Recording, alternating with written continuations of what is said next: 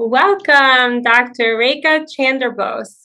It's a pleasure to have you here today. Dr. Chanderbose is from the University of California in San Diego. She's an associate professor in the Department of Anesthesia, and she is the founder of Women in Anesthesiology. Thank you for being here today. It's my Can you, pleasure. Thank you for inviting me. can you please give us, for those of us who don't know you very well, a brief description about yourself? Sure. I am, as you said, an associate clinical professor at UC San Diego. I have been in San Diego since 2007. I did my residency at UC San Diego. Um, and in 2000 and I want to say 11 or 12, we started a local women's organization, Women in Anesthesiology, just a local group. And that was largely driven by the fact that we didn't really feel like we had a lot of mentorship or ability to find other women who were also interested in leadership and women in anesthesiology. And at that time at UCSD, we only had one full woman professor. And so it was hard to find people to look forward to. So we started our local group, which then became the larger group.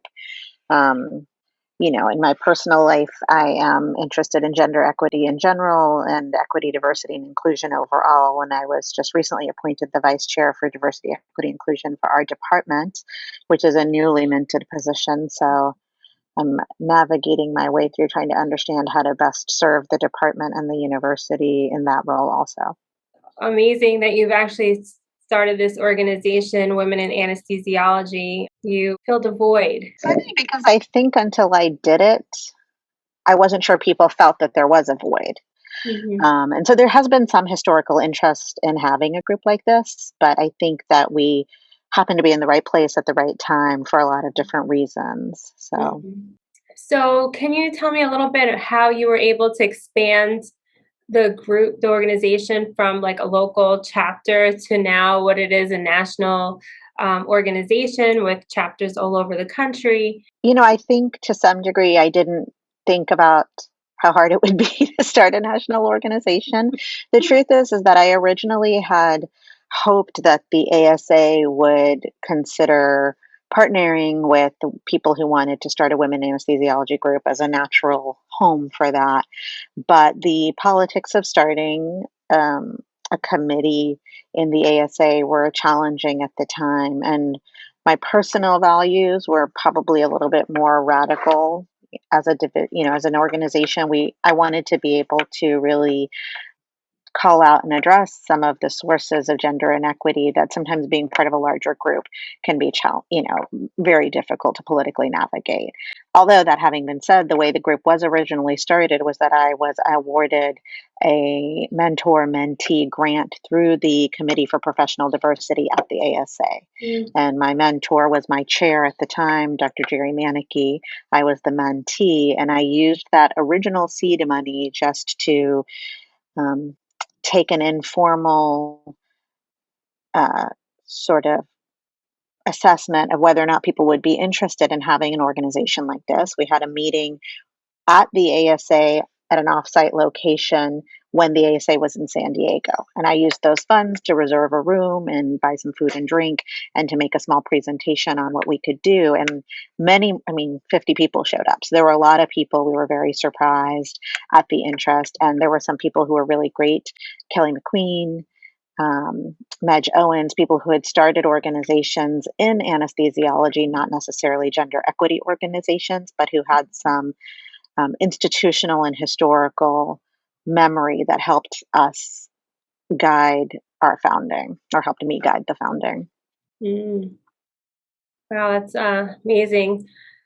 And fortunate that people with experience became available to you to kind of help you navigate that.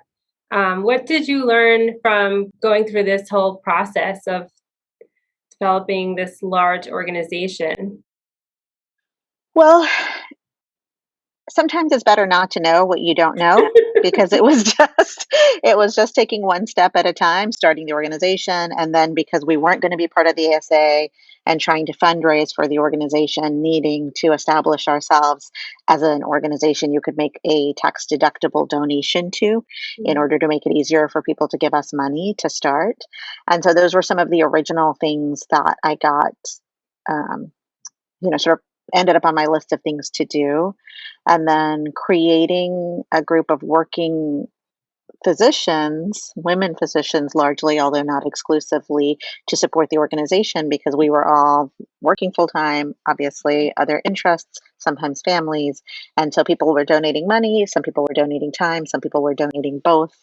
Harriet Huff, who was one of the original people, supported me, and she's my biggest mentor in this.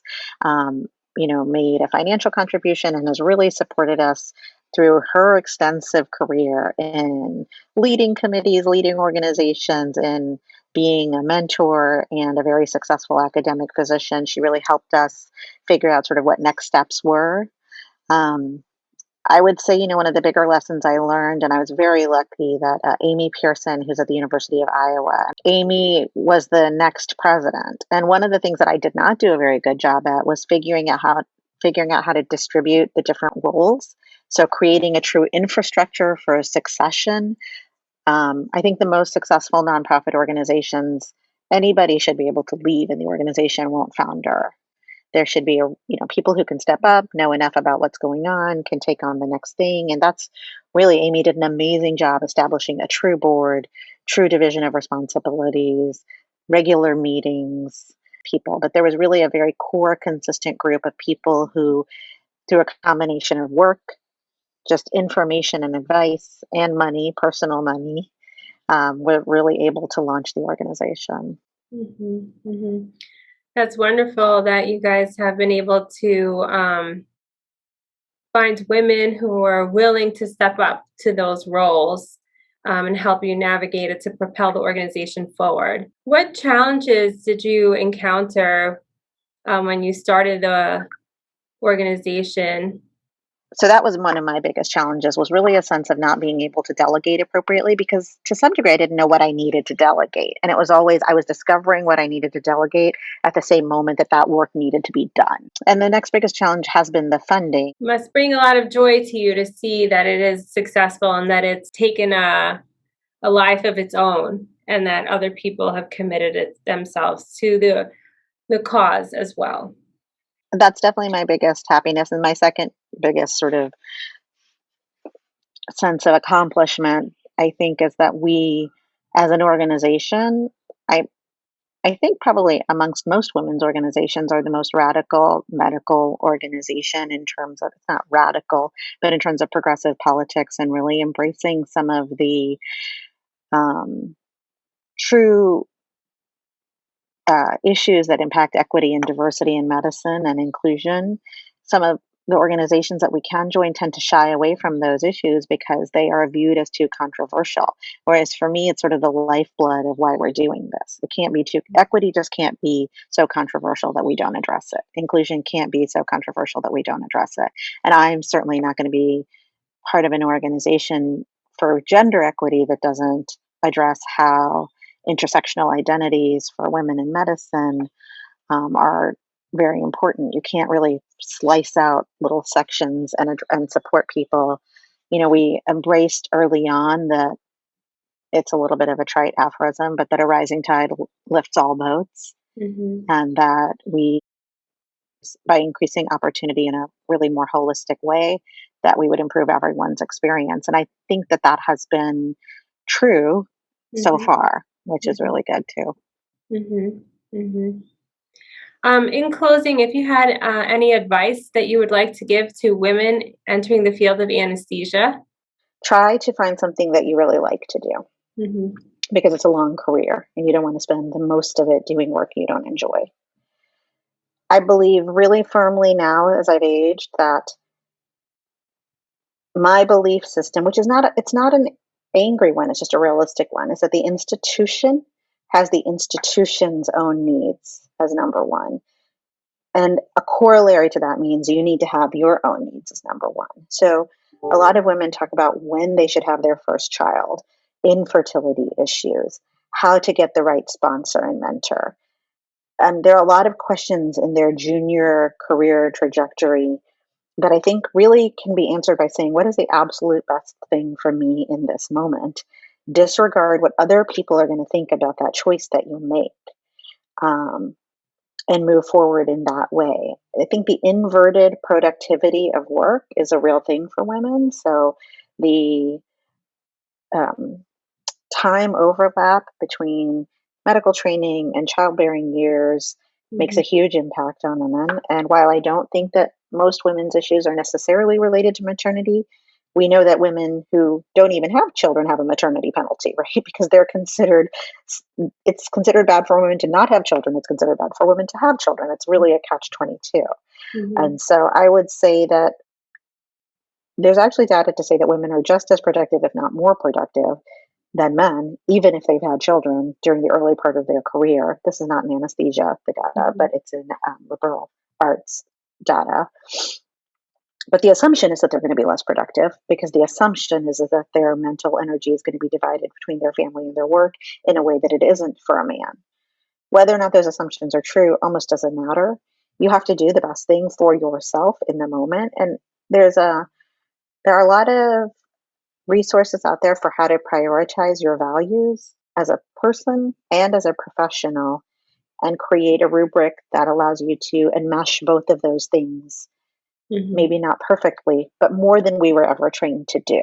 Mhm. And so Linda Pololi has a publication about this that's on the Women in Anesthesiology website, the link to that. It's pretty long. You have to sit down and really, it's not something you can do in 10 minutes. You really need to be thinking about where you see yourself, what's important to you, how to create those opportunities, and how to present them to your leadership so that you can leverage your passions and marry them to your job while still preserving your sense of integrity in terms of everything else that you want to do. But those resources are out there. And what I would say is, I wish I had done some of those things a little bit earlier, and understood that worrying too much about what other people would think about me and the opportunities I'd be given didn't, wouldn't, didn't serve me well and wouldn't necessarily serve anyone well. We really have to keep moving with our lives while we're trying to create these opportunities.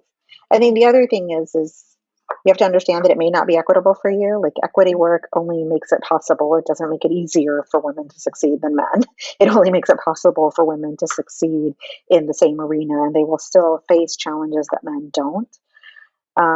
Really going to, you may have to be much more focal and vocal about going to your leadership to say, this is the work I want to do. Try to create those opportunities for yourself. And if you continue to find yourself in a hostile work climate, something that you really feel like is not supporting your professional growth, that it might not be the right institution for you. Sometimes that is the answer. It's not always easy because you're in a community and you may or may not have other links to that community that aren't related to your work. But I think it's not uncommon where you think this shutout is not going to ever end.